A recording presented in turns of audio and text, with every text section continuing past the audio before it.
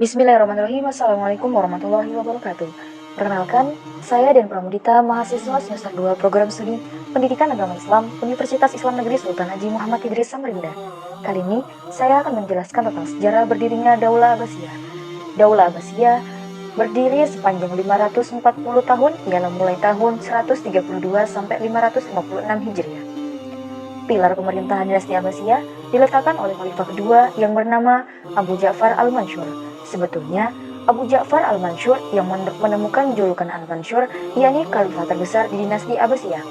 Pola ketatanegaraan dinasti Abbasiyah yang diterapkan oleh para pemimpin senantiasa harus berasal dari keturunan Arab asli.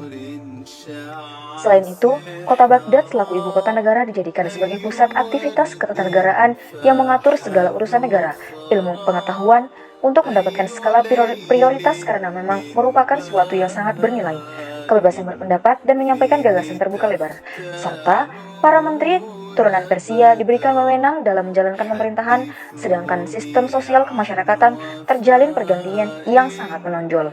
Antara lain adalah tampilnya kelompok Mawali yang mendapatkan kedudukan serta posisi penting di pemerintahan.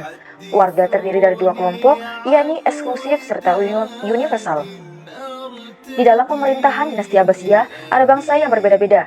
Lahirnya generasi baru akibat terjalin pernikahan antara campuran antara dari bangsa satu dengan bangsa yang lainnya, serta lahirnya kultur baru akibat dari terbentuknya pertukaran benak serta kultur yang dibawa oleh setiap bangsa-bangsa. Pembahasan selanjutnya yakni sistem pemerintahan dan politik Bani Abbasiyah. Sistem pemerintahan Bani Abbasiyah dan politik Bani Abbasiyah. Kekhalifahan Bani Abbasiyah bertumpu pada banyaknya sistem yang pernah dipraktikkan oleh bangsa-bangsa sebelumnya, baik yang muslim maupun bangsa yang non-muslim. Dasar-dasar pemerintahan Abbasiyah diletakkan oleh khalifah pertama sekaligus pendirinya, yaitu Abu al-Abbas Ash-Shafah dan Abu al-Ja'far al-Mansur sebagai pembangun kekhalifahan dinasti Bani Abbasiyah. Dukungan bangsa Persia sangat terlihat jelas ketika Abbasiyah berdiri, yaitu dengan bergabungnya pemuda gagah berani dari Quraisyan, yaitu Abu Muslim al-Qurasyani, dan wilayah operasional Bani Abbasiyah yang berada di bekas kerajaan Persia. Maka tidaklah mengherankan jika kekhalifahan Bani Abbasiyah mengambil nilai-nilai Persia dalam sistem pemerintahannya. Tak lain dan yang lebih penting, yakni perkembangan ekonomi Islam pada masa dinasti Abbasiyah.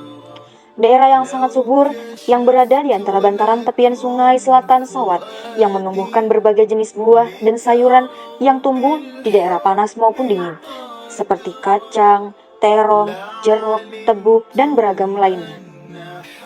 Adapun bunga-bunga yang tumbuh di daerah tersebut yakni seperti bunga mawar dan juga bunga violet. Usaha-usaha yang tersebar tersebut berpengaruh besar dalam meningkatkan perdagangan di dalam maupun luar negeri. Akibatnya, kafilah-kafilah dagang kaum muslimin melintasi segala negeri dan kapal-kapal dagangnya mengarungi 7 lautan. Perkembangan bidang pertanian maju pesat pada awal pemerintahan dinasti Abbasiyah karena pusat pemerintahannya berada di daerah yang sangat subur. Yang selanjutnya yaitu perkembangan perbedaan Islam pada masa Daulah Abbasiyah. Masa pemerintahan Daulah Abbasiyah, khususnya pada masa kekhalifahan Harun ar-Rasyid dan putranya Al-Ma'mun, adalah masa keemasan ilmu pengetahuan dan kebudayaan dalam dunia Islam.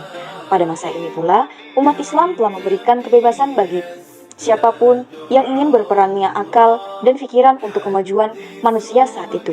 Pada masa kekhalifahan ini pula, hasil pemikiran manusia dan para ahli ilmu dari berbagai bangsa di dunia yang saat itu berkembang saling melengkapi dan menambah kemajuan ilmu pengetahuan dalam dunia Islam. Di samping banyaknya bermunculan karya-karya ilmuwan muslim, bermunculan pula karya-karya bangsa yakni berbahasa asing, terutama bahasa Yunani yang diterjemahkan ke dalam bahasa Arab. Buku-buku dari berbagai bangsa dan bahasa dan berbagai judul itu pun dipilih dan diserahkan kepada para ilmuwan muslim untuk diterjemahkan ke dalam bahasa Arab. Selanjutnya yakni perkembangan peradaban pada masa dinasti Abbasiyah yang sangat maju pesat karena upaya-upaya yang dilakukan oleh para khalifah di bidang fisik. Hal ini dapat dilihat dari bangunan-bangunan yang berupa. Yang pertama ada kutab, adalah tempat belajar dalam tingkatan pendidikan rendah dan menengah. Yang kedua ada majelis muhadharah, adalah tempat pertemuan para ulama, sarjana, ahli pikir dan bujangga untuk membahas masalah-masalah ilmiah. Yang ketiga, Darul Hikmah, adalah perpustakaan yang didirikan oleh Harun ar-Rasyid. Tempat ini merupakan perpustakaan terbesar yang di dalamnya juga disediakan tempat ruangan untuk belajar. Yang keempat yakni Madrasah Perdana Menteri Nidham Al-Mulk, yaitu adalah tempat orang-orang yang bermula-mula mendirikan sekolah dalam bentuk yang ada sampai sekarang ini dengan nama madrasah. Yang kelima ada masjid, biasanya dipakai untuk pendidikan tinggi dan takhasus atau pendidikan intensif untuk mempelajari ilmu agama Islam dan bahasa Arab. Biasanya pendidikan ini berlangsung selama 1 tahun. Dan yang terakhir ada pada masa dinasti Abbasiyah, peradaban di bidang fisik seperti kehidupan ekonomi, pertanian, perindustrian, dan perdagangan berhasil dikembangkan oleh Khalifah Al-Mansur. Sekian materi pembahasan yang dapat saya sampaikan, kurang dan lebihnya saya mohon maaf.